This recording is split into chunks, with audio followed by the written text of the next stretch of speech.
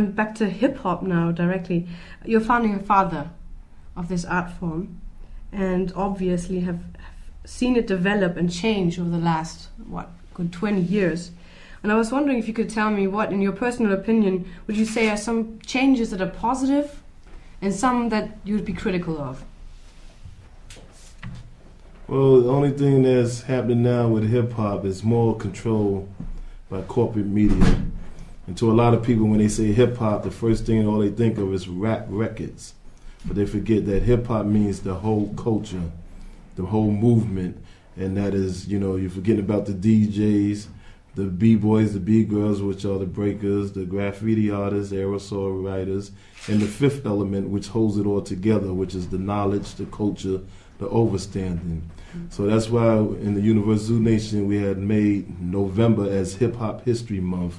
And we're trying to push that all over the world to recognize Hip-Hop History Month, to show what hip-hop has did to bring many people from many races, nationalities, all together on this planet, more than all the politicians put together. And then you have some who has went into so-called, what everybody's playing now, gangster rap, but they got to look at it as media control and all that that's pushing just gangster rap. If you're into hip-hop, and you claim to be a hip-hop DJ, then play all the hip-hop, all the different music. Play the Miami bass, the go-go, the electro-funk, the trip-hop, the hip-house, the techno-electro-style, different styles of hip-hop, the New Jack Swing, the R&B hip-hop, the Raga hip-hop, the soca hip-hop, the salsa hip-hop, the Latin freestyle. So this is all part of hip-hop, the jungle, the drum and bass. So hip-hop has went into many fields of music, and many fields of music all makes up hip-hop.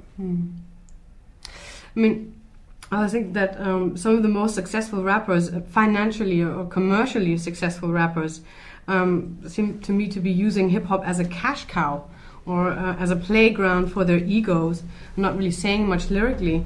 One of the criticisms also that I've heard is also quite prominent in the States. A lot of women are pretty upset about the fact that using the B word. Not even that. We're above that because we're grown women. But there's a lot of the videos are semi-pornographic. Mm-hmm. What do you think of that? Because I know that also respect is an extremely important thing for rappers. How come that comes together in that way? Well, that's because you have some rappers who don't give a crap about the culture, and that they think it's all about money.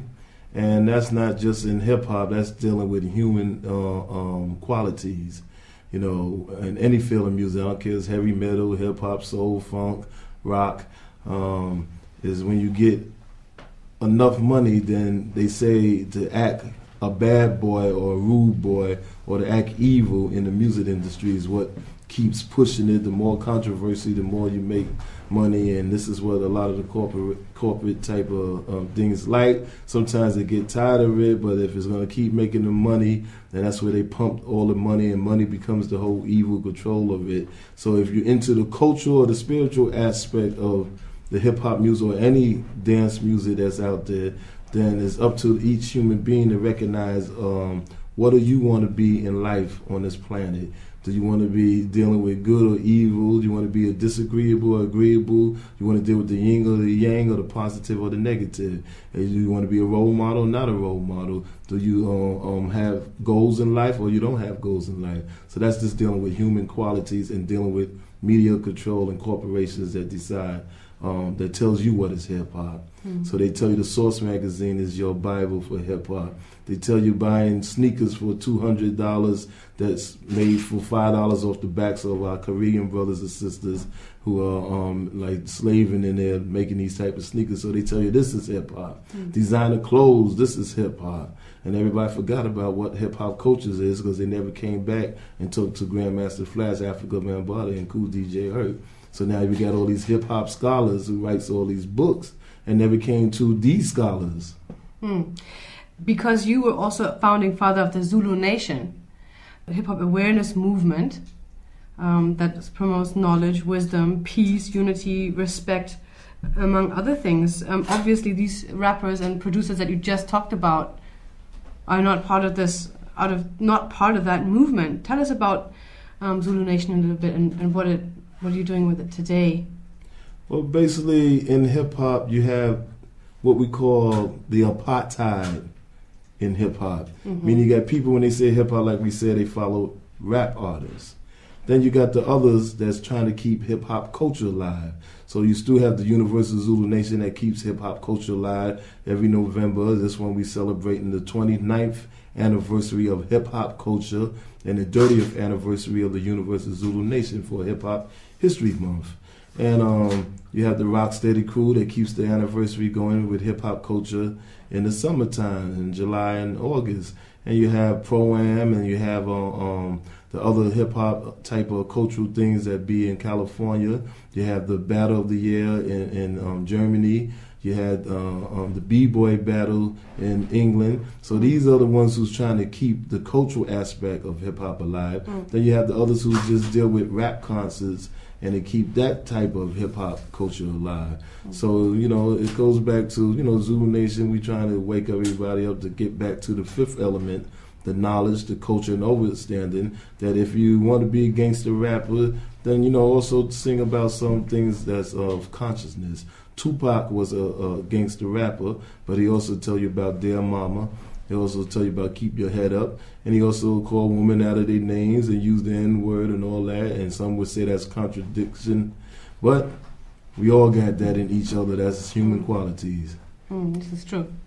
I saw in the website for the Zulu Nation that you also did a lot of recommendations for books.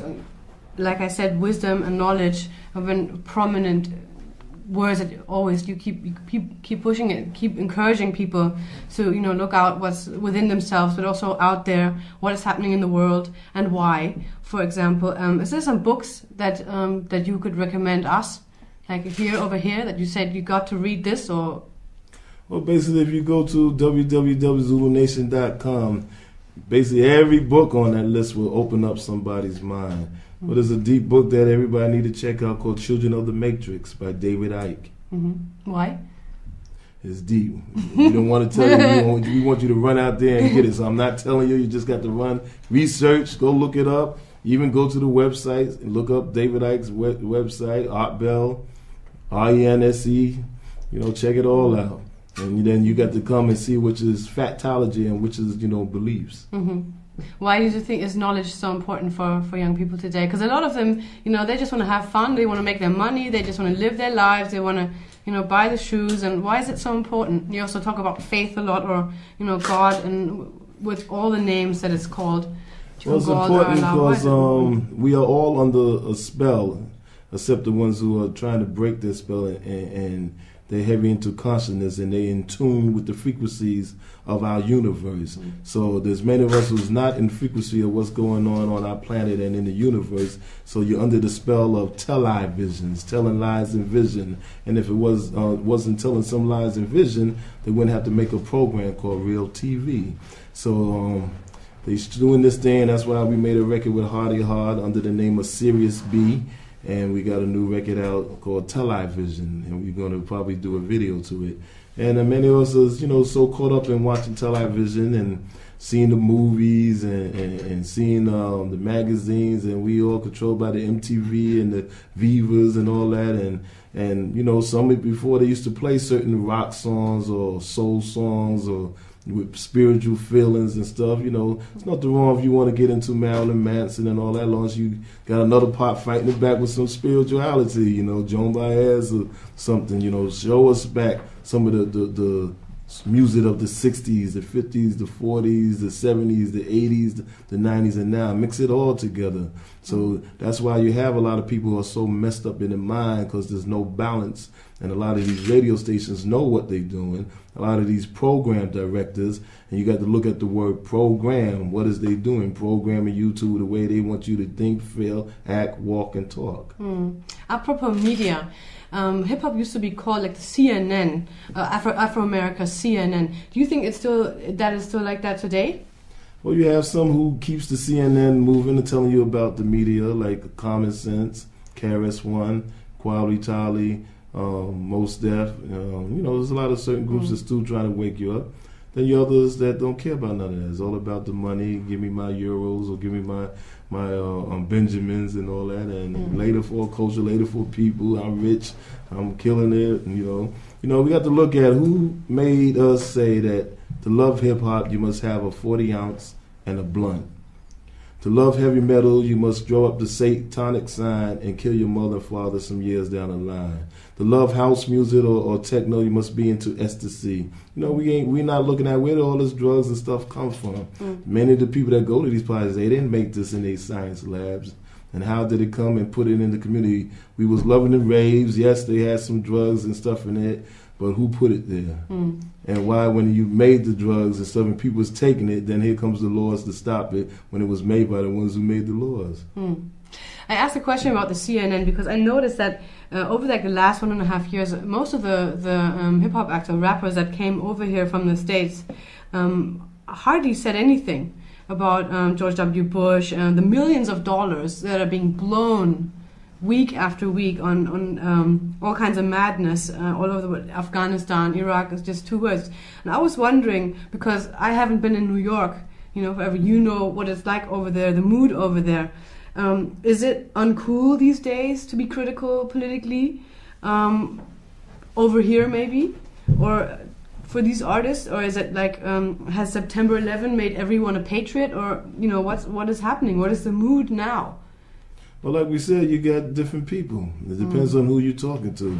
If you're going to bring an artist that's all his things is about gangster rapping, then you're going to get what you asking for. They're going to talk about what they see as a gangster to promote themselves and to push themselves. You get other artists that's talking about intelligence and political and messages, then that's what you're going to get from those artists. So it's back to that same thing, the human qualities and which is negative, which is positive, and all that. So it depends. If you have KRS here, you're going to speak something intellectually with KRS or Quality Tali or something there.